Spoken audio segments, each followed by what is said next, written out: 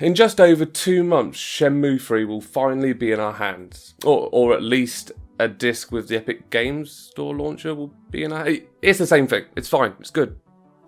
Roll on. Ever.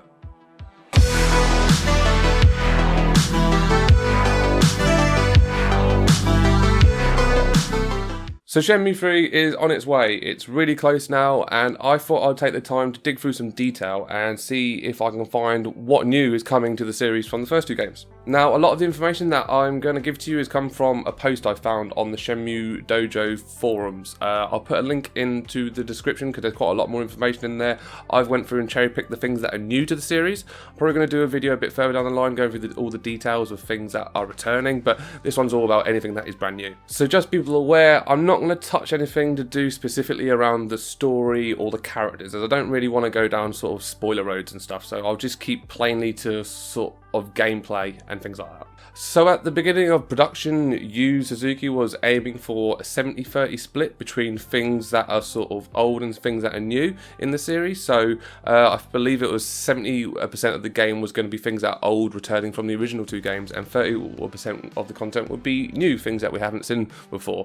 Where we are now, a few years down the line, now we're closer to the day of release. That split is actually now been confirmed as more of a 50-50 split between old and new. So this video is going to be trying to focus on that half of the game that is new, trying to find out what that is. So, kicking us off, the first thing that we've had confirmed completely new to the series is there's going to be different difficulty settings. So, you haven't been able to do this in the previous games before, but you can switch between easy, recommended, mastery, or you'd better not. Now, as far as we understand, this only impacts the combat, but the fact you can change it between sort of things that are a bit easier. So if you just want to play through the story, you can put it on easy and not really be a challenge. Or for people who have played through multiple times and want to really sort of had really hard fights, they can go on to the hardest thing. So that's good. So all the mini games and the side quests and the interactions that you're going to be having with the NPCs are going to feed in a lot more meaningfully into the story and sort of the overall world of Shenmue 3. This is something you wanted to achieve on the first two games, but just with the tools and things he had at the time, it's not something that he could actually do, so now he's been really keen to put that into Shenmue 3. Now, I'm not completely sure sort of where you can do this or sort of how it flows into the game, but it has also been confirmed that you can play the game in either a third-person view or a first-person view. To my mind, that sounds like it's probably got quite a lot to do with the exploration, so when you're exploring around you can go into first person view. I can't see being able to do the combat in first person. That doesn't seem to make sense to me, but who the hell knows. The camera is now going to be a full 360 camera. The game kind of had a 360 camera on the Dreamcast, sort of, where you could use one of the sticks to sort of look around a little bit. When I say one of the sticks, you only had one stick. But from what I remember, the D-pad you moved with, and the actual stick you actually used to look around with, but it wasn't full 360. You can kind of look a little bit to the left and a little bit to the right. From what I remember, you could press B as well, and you could look around actually 360 with B, and whichever direction you looked in, Rio would turn and face that way. So they did kind of have 360 view in the last game, but this one's going to feel a lot more like what your modern game feels like, where you've got two of your analog sticks, and the left stick will move you around, and the right stick will change your view, which will feel a lot more new and modern, which is a good thing.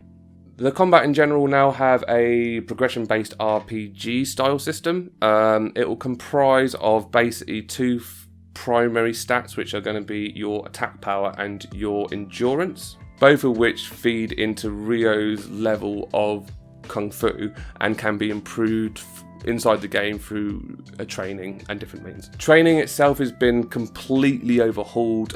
You can actually improve your stats by taking part in a variety of different things. So you can do sort of these like mini games that have already been shown in some gameplay. You've got these mini games where you can do these time-based and rhythm-based games to improve your stats.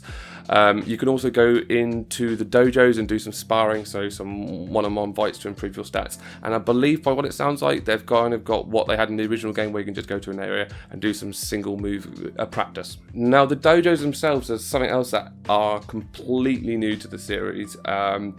well, new in the sense because they had a dojo in the original game, but it wasn't really there for training purposes, really. It was just there as part of like the scene. But in Shenmue 3, you've actually got proper dojos where there's going to be a few of them throughout the game. You can go to them, do some sparring, do some one-on-one fighting, and inside each of the dojos there's going to be a progression system, so you can go through and fight against the students and rise through the ranks of the dojo to challenge, I imagine, eventually be the master and sort of I think that's a really cool way of sort of fleshing out the training, so it's not just heading into a car park and swing around your fist for a little bit. I think that's good. There's going to be a rapport system around the way that Ryo interacts with the people around him and sort of all the conversational choices he makes. It's going to be driven by an affinity system, which is, I know it's got a lot to do with Shenhua in terms of her views and her attitudes towards you, and I know that expands a little bit out into the wider community as well, where you can sort of have how Ryo's doing in the community, how kind of what his standing is and stuff like that. So that's going to be something that we haven't really seen before. The way people used to talk to Ryo in the first two games was sort of very static, whereas it would be really nice to see sort of some sort of a fluidity to the way Ryo will behave versus how the world around him reacts to his behaviour. Eating and drinking is kind of a new area for the game. We had drinking in Shenmue 1 and 2 where you can go and buy the cans from the vending machines, but they didn't really have an impact. You usually just get them to get the lucky draws inside the shop. But in this game, there's actually going to be a gameplay reason why Ryo needs to eat and drink. Eating and drinking will restore Ryo's health and endurance, so in turn will actually have an impact on his overall level of Kung Fu.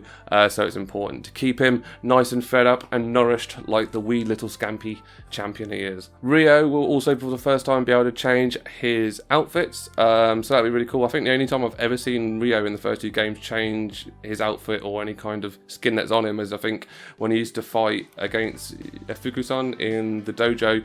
He used to take off his jacket and you'd fight him in a t-shirt. That was it. That was the only time you kind of see Ryo outside of his default sort of clothes. Well, this time you're going to be able to choose his clothes. There's sort of rumours going around that you can remove his plaster, which I have no idea where the plaster idea comes from. I imagine it comes originally from the character he was based on, which is Akira from Virtual Fighter. The only other person I've seen with a plaster like that is like Nelly from the early 2000s. Whatever happened to Nelly? You has confirmed that some of the outfits are going to be quite silly, so I imagine sort of maybe a slight Yakuza influence, because I know when you get to the end of a Yakuza game you can go into Premium Adventure and change all the outfits and just wear the most ridiculous stuff. I imagine it's going to be quite similar to that. There's also word as well that there's going to be some costumes a bit further down the line coming in the form of DLC. We'll just have to wait and see. In terms of the mini-games themselves, there were mini-games obviously in Shenmue 1 and 2. They're bringing back some more mini-games into this one. Specifically, they've got turtle and frog racing, which is new. I know they had the duck racing in Shenmue 2, but frog and turtle this time. There was word originally that they were going to do a racing game where you could place your bets in the morning, and then when you come back at the end of the day you can see who's won. I thought that's a genius idea, and unfortunately it's not something they were able to put in place. But yeah, you do have your frog racing and your turtle racing, so you can go and place your bets on frogs and turtles. Who knew that's something that people wanted? Part-time jobs are returning. There's only been 2 confirmed jobs at the moment, and that is chopping wood and doing the fishing. Outside of that, obviously there's been shows of forklifts and warehouses, so we assume there's going to be some of that in the game when it eventually comes out, but at the moment, wood chopping and fishing, so it's a lot more rural than previous games where it was a lot of warehousey kind of work. And the fishing itself has been fleshed out into a full fishing experience like nearly every other game in the world. It's something we've talked about in videos before, part of the other channel that I do, and I don't really understand why fishing has to be in literally every game ever, but apparently he saw a strong need for it to be in this one. So we've got a full fishing system where you can go and collect all the different fish across the world and try all the different rods and baits, which I feel like I've done it in about 100 games, so I'm not overly excited, I have to admit, from my own point of view. What about the fishing? I am interested to see if anyone in the world is ever like genuinely really excited to go, oh my god, it's got fishing. I would love to hear if you're one of them. Please write in. There's going to be a fighting arena included in the game as well. I believe it's called the Rose Garden, and that's going to be allowing Rio to go and have a fight and win some money. So that would be quite nice for people who really can't be asked to get on with the part-time jobs. You know, if they find that part of the game sort of too tiring, I assume, then they can just head down to the fighting arena, hit some people in the eye, and then earn themselves some cash. So it's nice to see a few alternate ways for us to be able to sort of earn some money. So that's cool.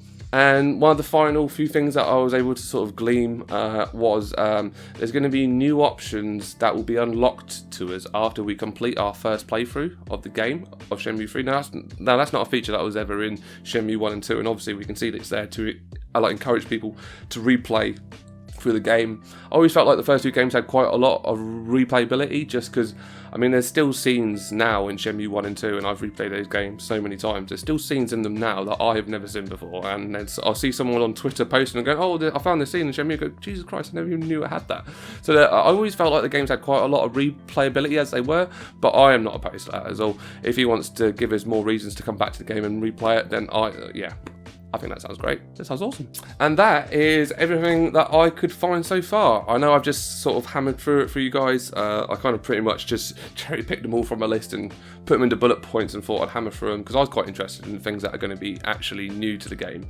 I think from everything that I've talked about, I think the thing that is coming more obvious to me the more I see of the Shenmue 3 is, and certainly from things people have said as well, is that Shenmue 3 is probably going to feel a lot more like a video game than the first two. And it's obviously not to say the first two weren't video games, but I'd very much brand what made Shenmue quite special. It was a proper experience. You know, it was a proper sort of, you sit through it, you immerse yourself, and you go through that experience. And well, for me anyway, it was one of those first true games that sort of really pulled me away from the fact that I felt like I was playing a game. And I think that's something that I'm slightly aware of when I look at Shenmue 3 and go, oh, am I going to enjoy it? Of course I'm going to enjoy it. It's, you know, like I did in my previous video, it's been 18 years. You know, you're gonna part of us is going to be quite disappointed by it, I imagine, but I think part of us is just going to appreciate it. Just the fact that it's real and it's a thing, and probably given about 4 or 5 years ago, you said that thing, I was like, Shenmue 3 would never happen. And it is, and that's something I'm really happy about. All this new stuff in it, like I said, it's going to make the game feel a lot more like a game. You know, a lot of different systems going on, a lot of, you know, you got a hunger meter and all this kind of stuff. I mean, I haven't seen a hunger meter, but you know, you're going to have either you can see it or there'll be some way to sign out to you that well, you're hungry and then you have to do that, or obviously, as I said, building up health and all that kind of stuff. So it's going to be a bit more of a game to it, and like I said, it'll be really interesting to talk about afterwards about how I feel about that, whether or not that's going to be a good or a bad thing. But yeah, it's something that there's a lot of features here that I am really looking forward to, and I assume quite a lot of people out there are looking forward to. So in the future, I think I'm going to do another video around sort of the things that are coming back from Shenmue 1 and 2, and maybe what refinements have been made and sort of the things that we can enjoy. And then perhaps when the game comes out, I'm probably going to try and find things that have gone completely, like the things that were in Shenmue 1 and 2 that are not in Shenmue 3. Because I think it'll be interesting to work out what they are and probably speculate about why they're not included. But yeah, that is the video. Thank you for taking time to watch. It is like only the 5th video that I've put up on this channel, so it's something that I've told myself that I'm not going to ask a huge amount, but if you wouldn't mind hitting the subscriber button, showing a bit of support, that would be great, because I'm still in the very early days, and it'll be really cool. But yeah, I do some more Shenmue content, I have a think about the sort of other things that I want to do, and I'll talk to you guys soon.